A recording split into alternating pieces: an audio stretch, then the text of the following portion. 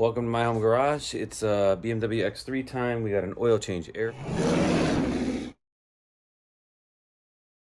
filter, cabin filter, rear brakes, tire swap. And this one has the electronic parking brake, so that's probably the only point that's interesting in this whole video, so enjoy. Oil cap loose, oil filter is draining back into the pan. Now we can lift up the vehicle and do everything we can underneath. Let's just take a quick look. Everything is still dry. Yep, we got to remove the intake box too. We'll do that at the end to do the air filter. So let's lift it up. All right, so we want to get the oil draining. We remove that cover, two 8mm bolts, and that'll expose the drain plug, which is a 17. So let's remove that now. All right, while the oil is draining, we are going to remove the wheels. 17mm, we're going to remove all the wheels because we're going to swap the tires. We're going to leave the rear ones off because we need to do the brakes. All the wheels are off, so this is a good time to check your suspension bushings. So if you take a look at the radius arms, they're starting to get a little crusty. I don't know if you guys can see. It's hard to show both, but there's a little bit of cracking starting. So you just want to look for leaks.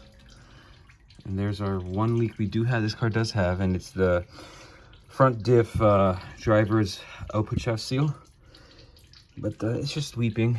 It's been like that for a long time, but it may swell up the actual CV axle boot, and then we may need to replace that as well, so that's something to think about. Other than that, everything looks pretty solid. Brakes look good. So what we're doing is the rear brakes, because there ain't nothing left there. Rotors are shot. Let's inspect everything back here. I'm sure the bushings are shot as well.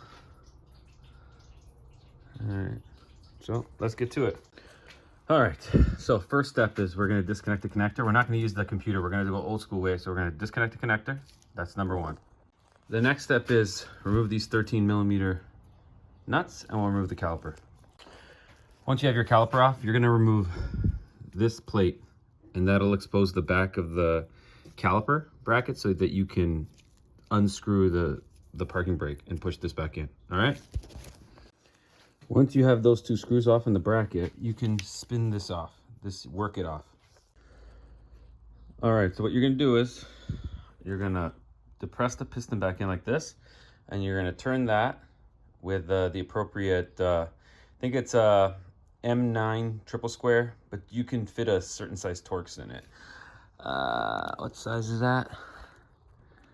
T47. And you're just gonna spin that clockwise as you push that in. Give me a second. Once it bottoms out, that's as far as you can go. Remove the brake pads, and we're gonna remove what I assume to be a 17mm nut, and remove the caliper bracket.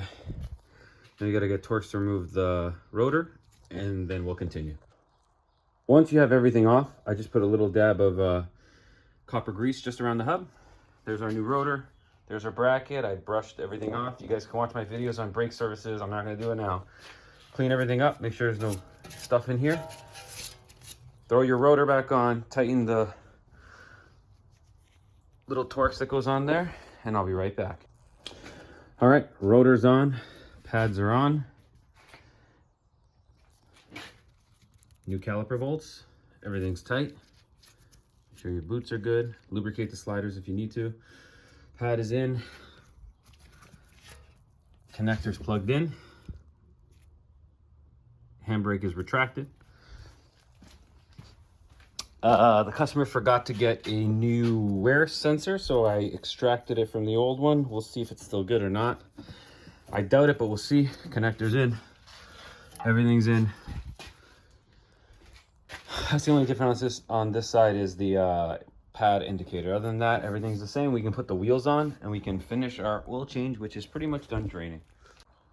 Get your drain plug back on with a new gasket, BMW only, and torque it to 18 foot-pounds or 25 Newton meters. Here's our filter that we left loose, right? So now what we could do is, because it's been draining into the pan, it shouldn't be dripping too much. Put it in here. And now we can take the O-rings off, remove the filter, and change that O-ring. Okay, we gotta remove the air filter now. So there's 4 clips, 1, 2, 3, and then the one down there is hard to reach. So what we're gonna do is remove the whole air box. It's pretty simple. We're gonna disconnect the connector and remove that hose. Once we got it apart, it just separates from the tabs. Remove your old filter and get your new one in. Everything's back in place. All the tabs, connectors back in, hose is tightened. And also this 10 mil nut here, bolt needs to be removed as well. Everything, and it just fits inside of there. So everything is good now. Beautiful. So now we're all done here. We can lower the hood. We gotta back the car up and do the cabin filter and reset the oil light and the brake sensor light.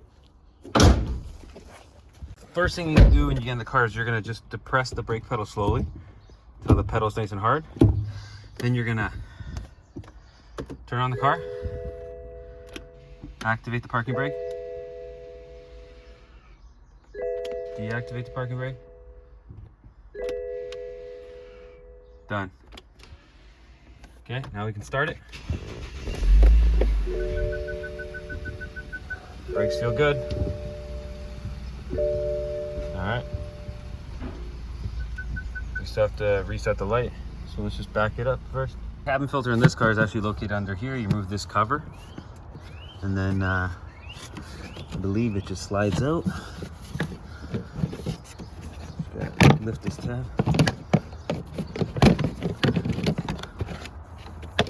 And there's your 2 filters. Should be 2. So you gotta remove them both. And that's it.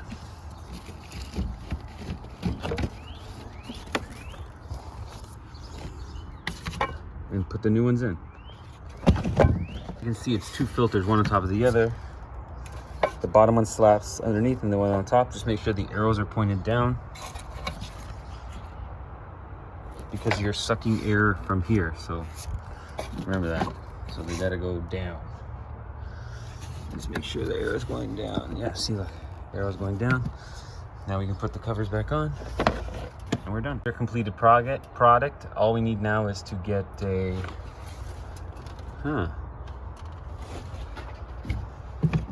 this goes like that.